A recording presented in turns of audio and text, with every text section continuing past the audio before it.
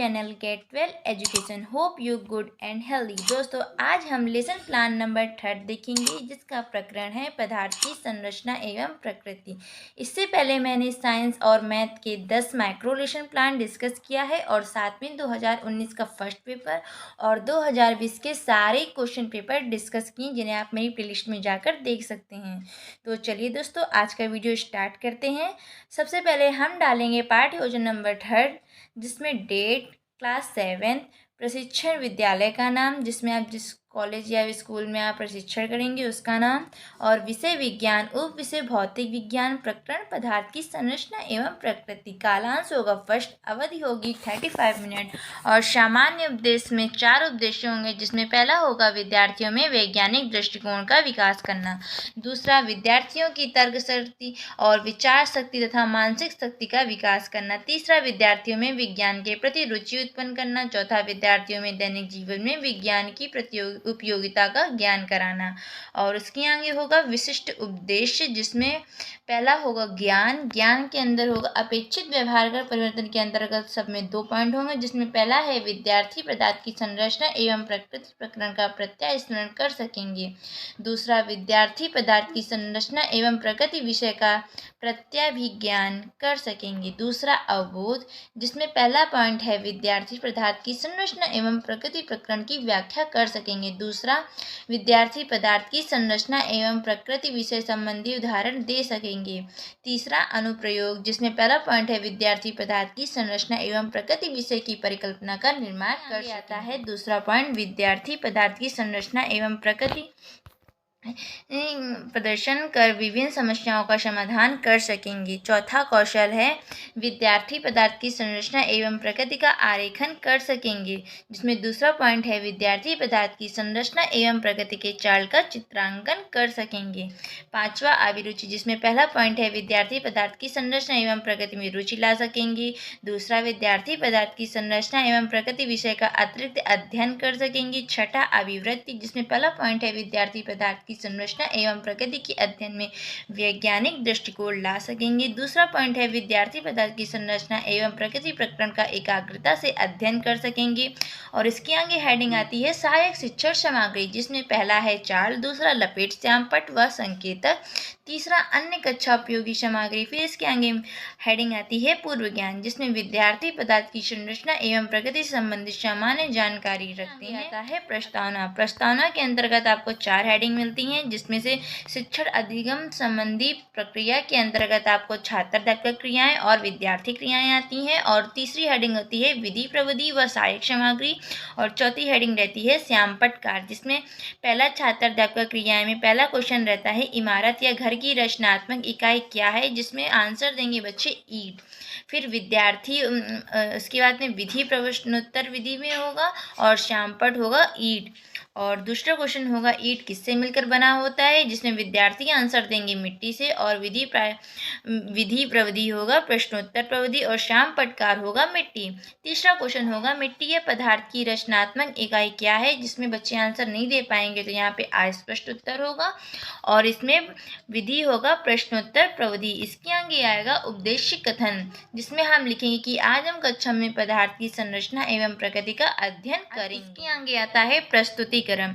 प्रस्तुतिकरण में सबसे पहले मेन हेडिंग डालेंगे हम लोग क्रम संख्या, शिक्षण बिंदु, अपेक्षित व्यवहारगत परिवर्तन, फिर शिक्षण अधिगम प्रक्रिया परिस्थितियां, जिसमें छात्र अध्यापक क्रियाएं और विद्यार्थी क्रियाएं आती हैं, विधि प्रविधि व सहायक सामग्री, फिर श्यामपट्ट कार्य, जिसमें पहला शिक्षण बिंदु होगा पदार्थ की परिभाषा, जिसमें अपेक्षित व्यवहारगत परिवर्तन में आएगा ज्ञान, विद्यार्थी पदार्थ की संरचना एवं प्रकृति का प्रत्यभिज्ञान करते हैं, और विकास प्रश्न पहला होगा पदार्थ किसे कहते हैं, स्पष्टीकरण में होगा पदार्थ वह है जो स्थान घेरता है, जिसमें भार होता है और जिसका ज्ञान हम अपनी इंद्रियों द्वारा कर सकते हैं, पदार्थ में भार होता है तथा यह स्थान घेरती है, पदार्थ अणुओं से मिलकर बना होता है, अणु पदार्थ का सबसे छोटा कण है, जिसमें हम बोध प्रश्न होगा, बोध प्रश्न इसी से स्पष्टीकरण से निकलेगा, जिसमें पहला क्वेश्चन होगा क्या पदार्थ स्थान घेरता है, जिसमें विद्यार्थी आंसर करेंगे हाँ, और विद्यार्थी आप फिर पूछेंगे कि पदार्थ किससे मिलकर बना होता है, तो विद्यार्थी आंसर करेंगे अणुओं से,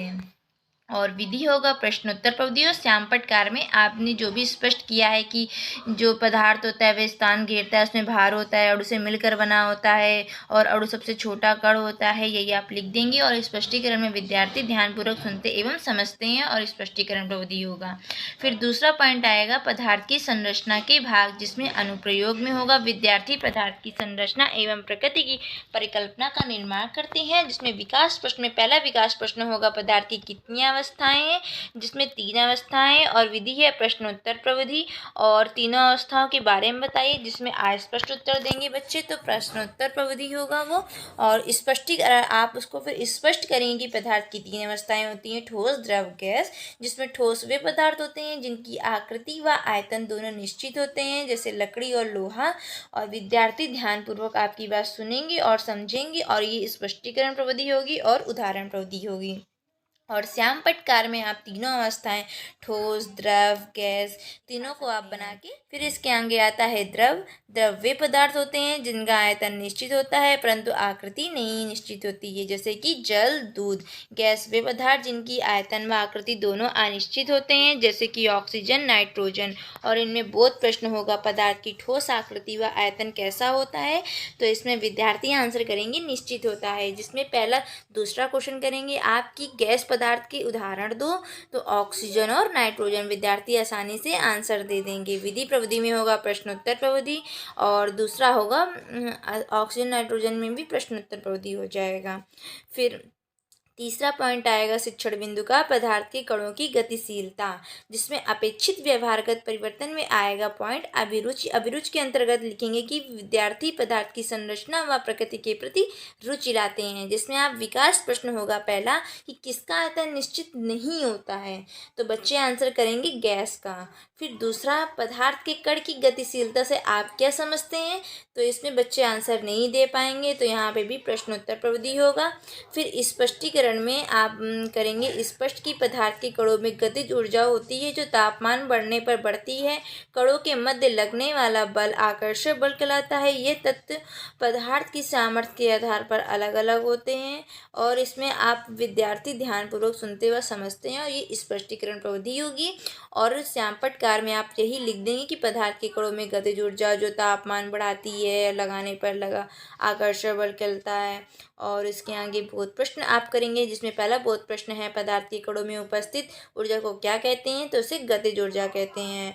और दूसरा क्वेश्चन होगा कि आकर्षक बल से आप क्या समझते हैं, तो इसका आंसर होगा कि कणों के मध्य लगा बल आकर्षक बल कहलाता है।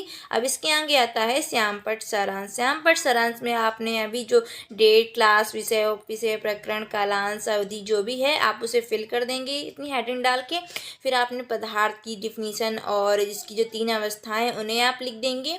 फिर आएगा मूल्यांकन कार्य। मूल्यांकन कार्य के अंतर्गत आपको इसमें कक्षा कार्य हेडिंग डालेंगे, जिसके अंतर्गत 3 पॉइंट होंगे, जिसमें पहला पॉइंट है पदार्थ किसे कहते हैं, दूसरा पदार्थ की कितनी अवस्थाएं हैं, तीसरा पदार्थ के कणों की गतिशीलता बताइए। फिर आएगा निरीक्षण कार्य आप हेडिंग डालेंगे, जिसमें आप लिखेंगे कि छात्र अध्यापक विद्यार्थियों को श्यामपट सारांश उतारने का निर्देश देकर स्वयं कक्षा का निरीक्षण करती हैं। फिर आप हेडिंग डालेंगे गृह कार्य। गृह कार्य के अंतर्गत पहली होगा पदार्थ की परिभाषा बताइए, दूसरा पदार्थ के कणों की गतिशीलता के बारे में बताइए। दोस्तों आपको मेरा वीडियो कैसा लगा प्लीज़ मुझे कमेंट्स में ज़रूर बताइएगा, और लाइक सब्सक्राइब और कमेंट्स करना ज़रूर मत भूलिएगा। तो मिलते हैं नेक्स्ट वीडियो में नेक्स्ट टॉपिक के साथ में, तब तक के लिए बाय बाय।